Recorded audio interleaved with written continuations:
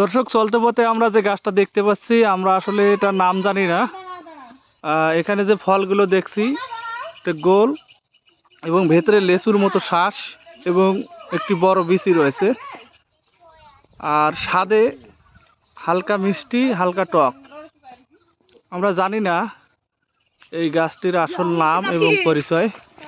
আমরা কথা বলবো যিনি এই ফলটি এইমাত্র খেলেন, তার কাছ থেকে কেমন লাগলো।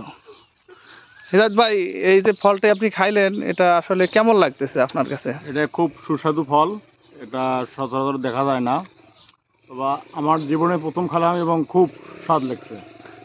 এখানে যারা আছে আমাদের ভাইরা, তারা তো এই ফলটি খায় না। ভাই, আপনারা কি এই ফলটি খান?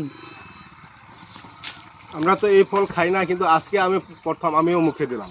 কেমন লাগছে? এখন খেয়ে দেখছি যে খুব ভালোই লাগছে। ভালো লাগতেছে। এই গাছটার নাম কি আপনারা জানেন? এই গাছটা অন্য কোথায় নাই, শুধু আমার বাড়ির কাছেই আছে, এবং এই ফলের নাম আমিও জানি না কি।